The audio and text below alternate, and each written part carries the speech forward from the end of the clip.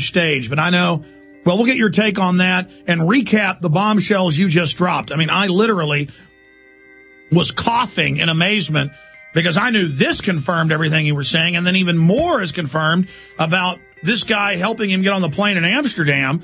They clearly knew that, and the biggest issue when I come back, the key, straight ahead.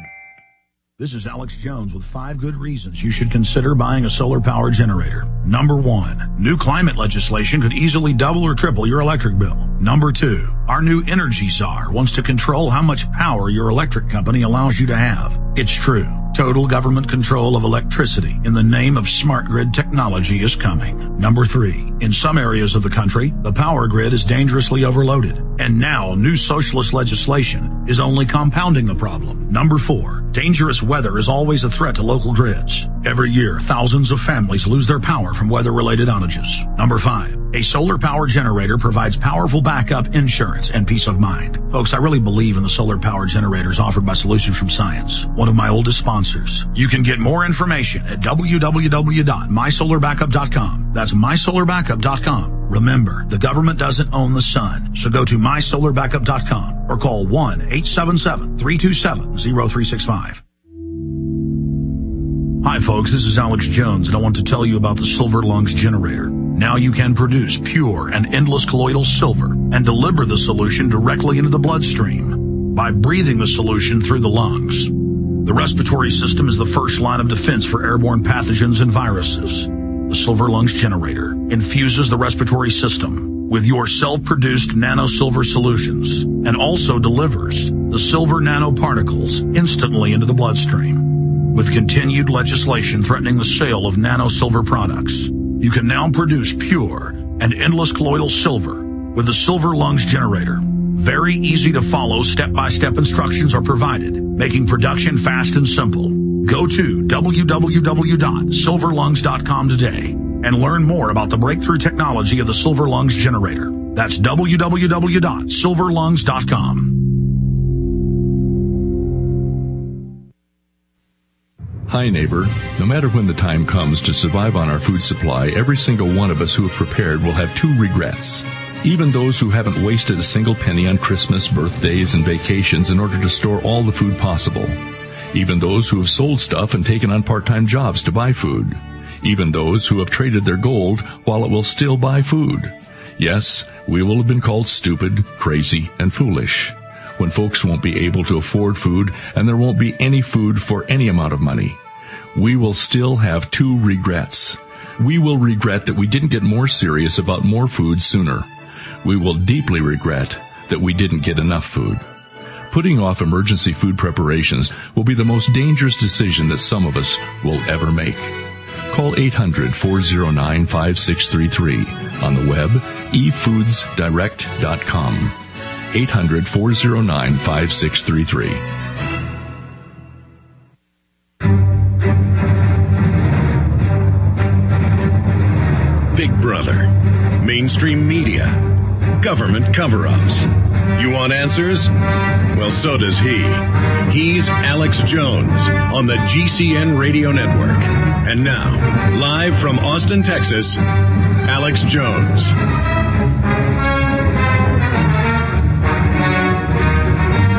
Kurt Haskell is our guest, and I wanted to get him on all week because CNN reported, okay, there was a second person we pulled off, we arrested. You know, the bomb dog did go over. Other witnesses confirmed that when the government denied it. Now I have the ABC News article that just at the bottom says, oh, yeah, in fact, we'll read the quotes again, just says, oh, yeah, we are looking at somebody that helped him get on a plane. Now, here is the key issue that no one is pointing out except Kurt and myself and a few others, but no mainstream media.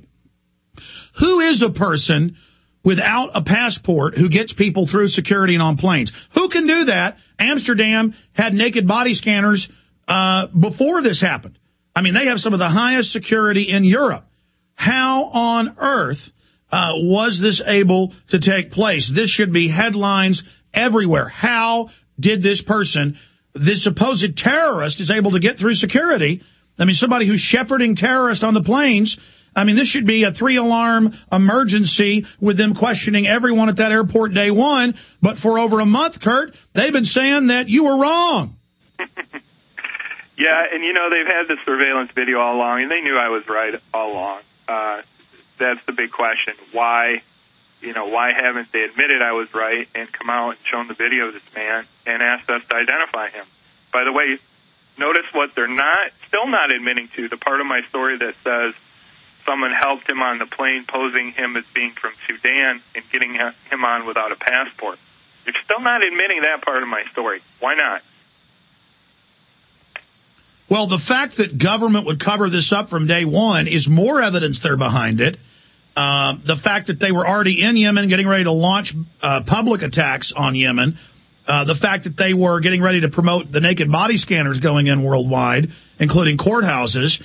Within minutes of the attack, they were saying, don't worry, the scanners are coming. We just got them because of this. Turns out they ordered them a year before. I mean, you can see this is an entirely concerted effort. And you told me privately off air, well, I don't know if you want to talk about that what you thought the FBI was doing in your office and the way they behaved. No, I don't really want to talk into anything we talked about off the air. Okay. Okay. And, I don't really know who's behind it or why it's being covered up. I mean, people can make their own judgment calls on that. All I know is that, the official story has been not truthful since the start, and now it's coming out bit by bit, vindicating myself and showing that, in fact, I have been telling the truth all along. Well, you were on an airplane and almost got killed with your wife. You're just telling the truth, and much of your story has been confirmed by the other passengers. Right. Don't lose track of the point, too, that we're victims here from not only Abdul Muttalib, but now from our own government. I mean, we're both attorneys. We have our own business. Our livelihood depends on our reputation in the community. And here we have our own federal government basically coming out and calling us liars all over the press. We're not too happy about it. Well, you're a lawyer. I don't know if this is your specialty, but, I mean, isn't this defamation? Don't you have a suit? It's not my area of specialty. It's something I'm going to look into. Whether I have a case or not, I don't know. I have retained an attorney to handle a civil suit, not a defamation suit, but I'm letting him handle that, and I don't really want to get into any more details. Oh, so that's breaking. The case hasn't been filed yet. Is this breaking news right now? I've told a couple other reporters that I've hired an attorney, and the case will be filed shortly. But that's really the extent of the details I can give at this time because I'm letting my attorney handle the cause of action when it will be filed. So, and you can't tell us. I mean, is it against the Aviation Administration, FBI? I'm letting him decide who he wants to take action against. I'm leaving everything up to him because I'm not a civil attorney. I'm a divorce attorney and a bankruptcy attorney. And those are his areas of specialty and not mine. I understand the law is so complex. Specializing is the only way to go. Well, I mean, recapping this, Kurt, I mean, this is blowing me away that we're talking. This came out January 22nd in both CNN and ABC, two separate bombshells. I only knew about the CNN because it's buried in here, and the ABC, it's buried in the article. And that's pretty big news that somebody can get past security and that supposed terrorists run the airport now. I don't know that I would say that, but it's certainly suspicious why they're covering it up. And, one other thing, Alex, I read another article, and I can't remember where this was, but it was in the past few days, saying when Muttalib was still in first class being arrested by the police, he kept telling them that there was another bomb on board. Again, this backs up my story that another man was arrested after we landed with a bomb in his carry-on bag.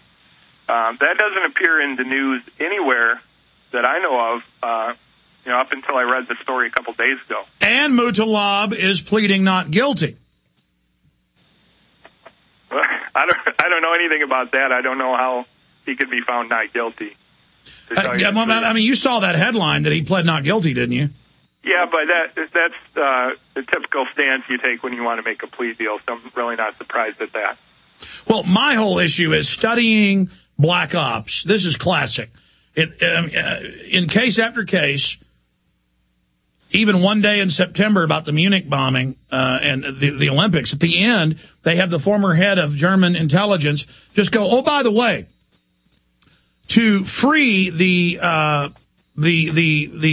Palestinian terrorist, we staged a hijacking of our own aircraft to exchange. I mean, they just admit false flag terror at the end of the film narrated by Michael Douglas. I mean, it won an Academy Award. They just put it out there at the end like it's no big deal. I've seen this so many times, it makes my head spin. The guy he acted like a mental deficient. Everybody said that. His dad's saying, you know, he's going to attack. He's at these training bases. Stop him. He doesn't get on the terror list. There's other people on board videotaping. He says there's another guy with a bomb. They cover up all these different facets and angles. Somebody gets him through security. I believe from past operations, the only thing that fits as a Sherlock Holmes here is he was told he was taking part in a drill, and that's why we're videotaping it. It's okay, young man. And whatever they put in his pants, he didn't know what it was.